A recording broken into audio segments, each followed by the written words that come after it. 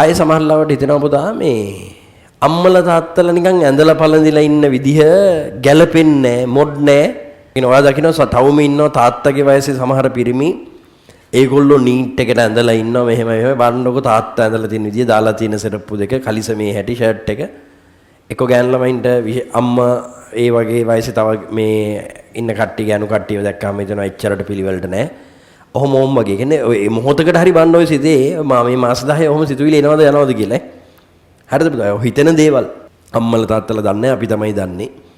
හරි ඒගොල්ලෝ මේ ගැළපෙන්නේ ඉන්න පිළිවෙල අවුල් වගේ අපිට ඊට වඩා නිකන් පිළිවෙල තියෙන ඊට වඩා තව සෙට් හිටියන සමහරවිට හිතන එහෙම අම්මෙක් තාත්තෙක් හම්බුණා නම් තව හොඳයි ඊට වඩා අපිට කුෂන් එකක් වෙයි. ඕවා හිතෙනවා නැත්තේ නෑ. ඊට පස්සේ ඔය සෝෂල් මීඩියා වල දකින්න එක දේවල් තියෙනවා. ඔය දකින්න දේවල් එක්ක වාට හිතෙනවා මේ තරුණකම අපේ ජීවිතය කියලා කියන්නේ මේ පොතකට සීමා වෙච්ච එකක් නෙමෙයි. ඊට වඩා මේක මේ විඳින්න පුළුවන් එකක්. මේකේ ඊට වඩා නිදහසක් තියෙනවා. අපි තමයි මේ කොටු වෙලා ඉන්නේ. මොහොම ඒ ආශ්‍රිතව දකින්න දේවල් ටිකක් තියෙනවා.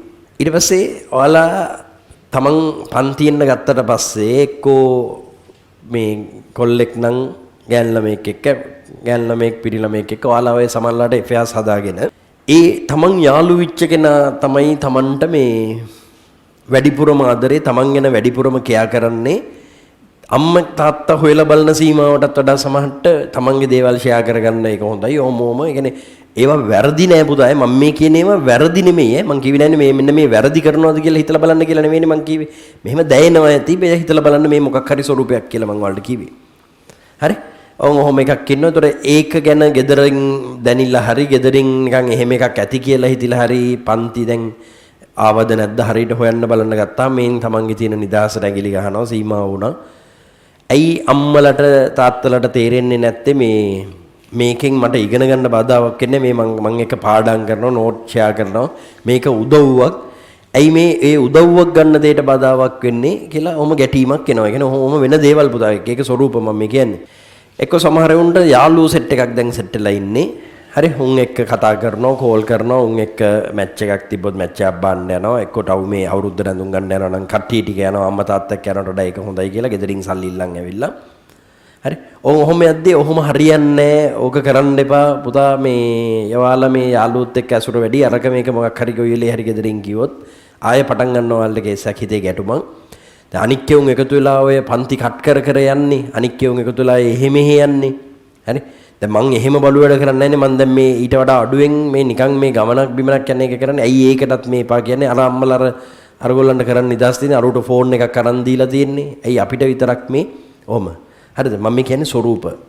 පුතා මම මේ කියන්නේ හෙන සීරියස් කතාවක්. විහිළු නෙමෙයි මේවා.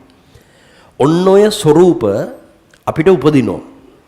ඒක බොහෝම අහිංසක ළමයෙක්ගේ හිතක ස්වභාවය මම මේ වාට කියන්නේ. මොකද ඔයාගේ ජීවිතේ ඔයා එක්ස්පෝස් වෙලා හිටියේ පුතා අම්මටයි තාත්තටයි විතරයි ඔය ගෙදර ඇතුලේ.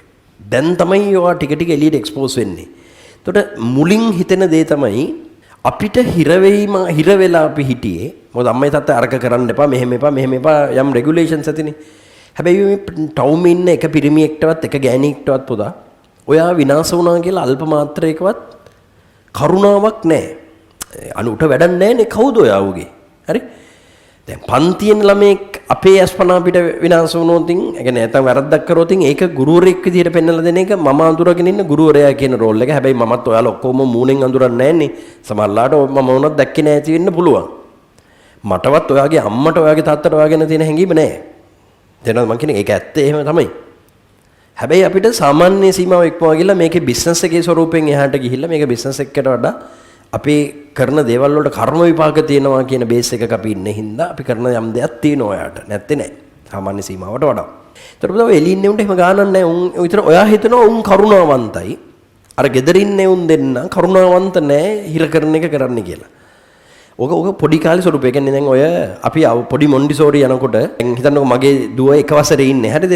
එතකොට මම දුවත් එක්ක ටවුමට ගියාම දුවට iPhone එකක් අරන් දෙන්න, earpod එකක් අරන් දෙන්න, JBL එකක් අරන් දෙන්න. ඕවා ඉල්ලන්නේ නැහැ. උට තේරෙනවට උට උගේ ස්ටේටස් පෙන්වන්න ඉස්කෝලේට අමුතු ඉරේසර් එකක්. හරි. එක මොකක් හරි ගැජමැටික් කෑල්ලක් තියෙන පැන්සල් පෙට්ටියක්. මේ අර ග්ලිටරින් පෙන් එකක්. කියන්නේ ඔය වගේ දෙක තමන්ගේ ස්කේල් එකෙන් ඉතින් අන්න ඒ මෙන්ටැලිටි එකේ තියෙන දරුවෙක් මම මේ කියන්නේ.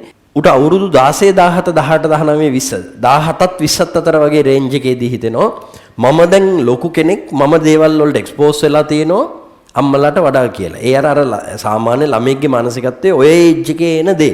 දැන් ඔයාලට හිතෙන්නේ නැහනේ යාළුවට වඩා හොඳ පැන්සල් පෙට්ටියක් අරන් මම යන්න ඕනේ. එතකොට උඩ මාර අවුලක් එන ඌ ෂොක් වෙලා යයි මාව දැක්කහම කියලා. එහෙම හිතෙන්නේ නැහනේ. අනේ ඒ වගේ තමයි.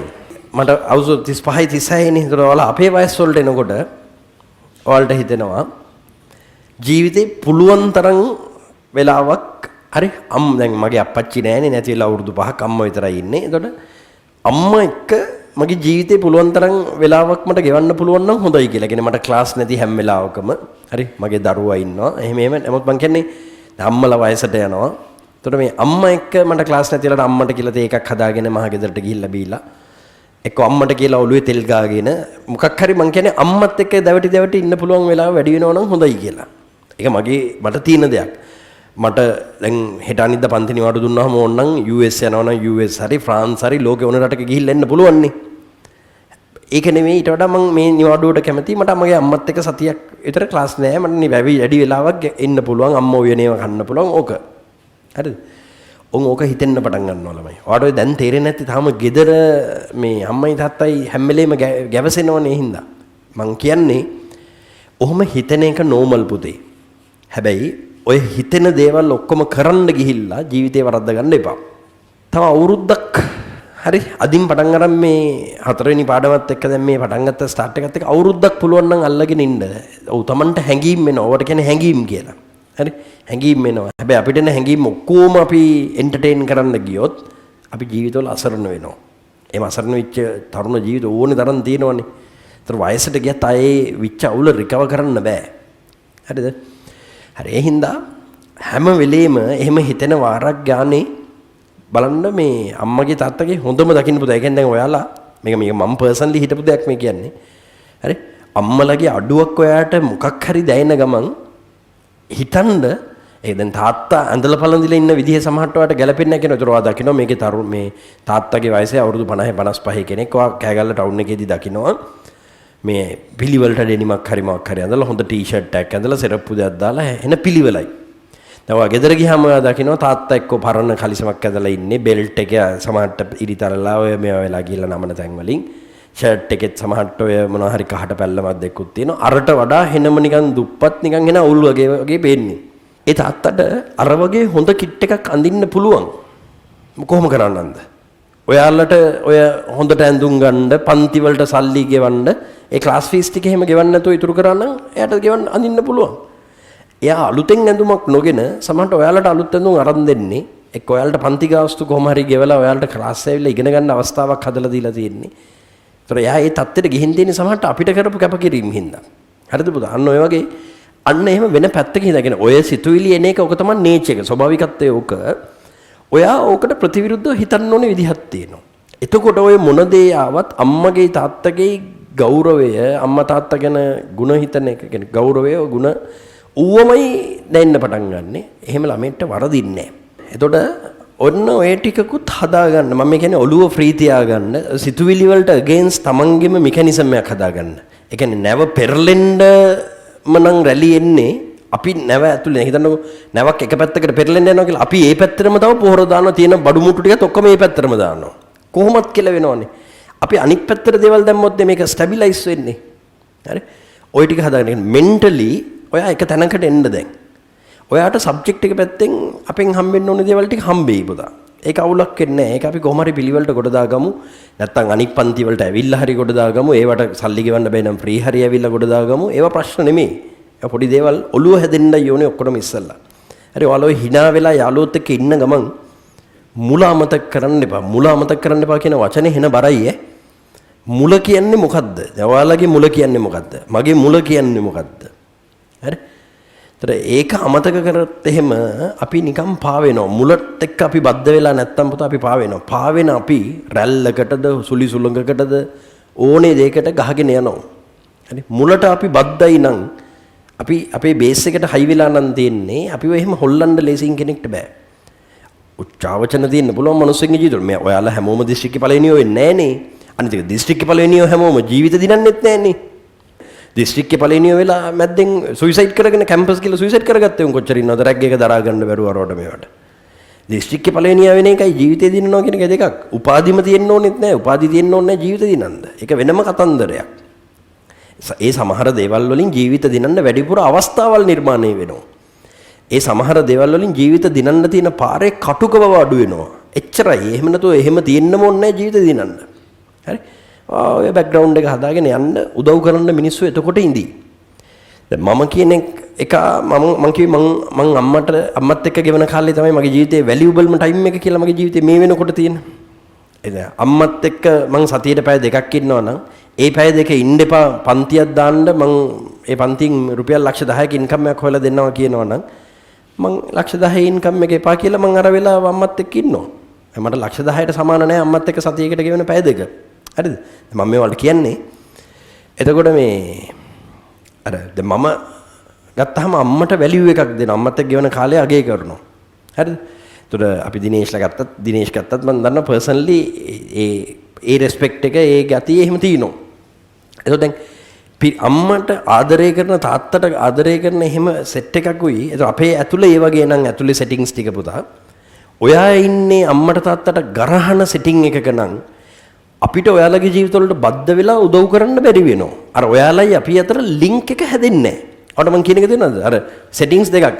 දැන් ඇප් එකක් හදලා තියෙනවා දුවන්නේ iOS එකේ. මම ඔයාලට තේරෙන විදිහට කියන්නම්කෝ. ඔයාලගේ තියෙන ෆෝන් එක Android. එතකොට මේ ඇප් එකේ ප්‍රයෝජනෙ ගන්න පුළුවන් ද ඔයාගේ ෆෝන් එකෙන්? සෙටින්ග්ස් නැහැනේ සමාන නැහැනේ. ඔහොම දෙයක් ඔය වෙන්නේ. එතකොට අපි මෙහෙම මොකක් හරි කියද්දි සමහරට හිතෙනවා ආ මොන හරි කියන්න පටන් ගත්තා. උඹ බන කියනවා. ඔයා මේවා අර මේවා කතන්දර ටිකක් එනවා. ඒ එන්නේ අර හිතට. ක්ලීන් හිතකට නෙමෙයි ඒව එන්නේ අර හිතට. ඇයි ඌට ඒව අහන් ඉන්න බෑ. උගේ අවුල් ටික තියෙනවා. මං කියන්නේ ඔයාලා හිතුවනේ මෙච්චර කල් ඔහොම කියද්දි තරහ කියන්නේ ඔයාලට සමහරට ඔයාලගේ අවුලක් වැරද්දක් කියන්නේ මේ කියලා හිතලා. නෑ පුතේ. ඕක තමයි හැටි. ඔහොම සිතුවිලි අපිටත් ඇවිල්ලා සමහරට අපිට ආපු තරම් සිතුවිලි ඔයාලට ඇවිල්ලා නෑ. ඒ කියන්නේ අපි ඊටත් වඩා අපිට වර්ස් හිතිච්ච තැන් තිබිලා තියෙනවා. සමහරට අපේ හිත ඇතුළ බැලුවොත් ආපස්සට අවුරුදු 20ක් විතර. හැබැයි අපි අපේ ගුරුවරු දුන්න අවවාද ටිකකුත් අහගෙන අපි තනියෙනුත් හිතන්න පතන්න පුරුදු වෙලා අපි මේ අර්බුද වලින් ගැටලු වලින් ලෙහිලා උඩට ආවා. ඔයාලා තමන්ට අපි තරම් එහෙම හිතන්නේ නැහැ. ඊට වඩා අපිට වඩා අම්මගේ තාත්තගේ ගුණ සිහි කරන්න ඔයාලා දක්ෂයි. අපි ওই වයසේදී හිටියට වඩා. හරිද? ඔයාලා විනාශ වෙන්න දෙන්න බෑ. ඒක හැටි. ඒ අතීතේ අපිට වෙනස් කරන්න බෑ. හිතට එන සිතුවිලි අපිට නවත්තන්නත් බෑ. ඒවයි. තව ඉස්සරහටත් එයි. හැබැයි තමන් ඇතුලෙන් ටූල්ස් තියාගන්න එහෙම එකක් ආපුවම ඒක නෑ ඔය මගේ හිතට හිතිච්ච විදිය ඔක හරි දේ නෙමෙයි කියලා ඒක ප්‍රතික්ෂේප කරලා තමන්ගේ ජීවිතේට ඒක බලපෑම් ඇති නොකරන මට්ටමට එන්න තමන්ගේ හිත ඇතුලෙන් සිතුම් පැතුම් සම්ප්‍රදායක් තියාගන්න. ඔයාලා දිනනවා. ඔයාලා දිනන එක උරුම කරගත්ත ළමයි අවුරුදු 11ක් තිස්සේ හොඳට ඉගෙනගෙන තව අවුරුදු 2යි මේක අදින්න තියෙන්නේ. ඔයාලා පුතා දිනන්න ඉපදිච්චෙව්. දිනන එක උරුම කරගෙන ඉපදිච්චෙව්. විහිං නැති කරගත්තොත් ඇරෙන්න. සමහර ළමයි ඉන්නෝ දිනන එක උරුම නැහැ. හෙන ආයාසකින් ගත්තොත් ඇරෙන්න. දින්නොත් ඇරෙන්න. ඔයාලා හැමෙවුන් නෙමෙයි. මේ අපි ගාවට එන O level A 7 8 9 තියන් නැත්තම් ගණන් වලට විද්‍යාවට AB තියන් මේ අපි ගාවට සයන්ස් කරන්න මැත්ස් කරන්න එන ඔයාලා දිනීම උරුම කරගත්තෙව්. විහිං නැති කරගත්තොත් ඇරෙන්න. හරි? ඔය දෙක මාර වෙනස්නේ. අන් ඒ වගේ පොරවල්. ඒ නිසා වැඩේ කරන් යන්න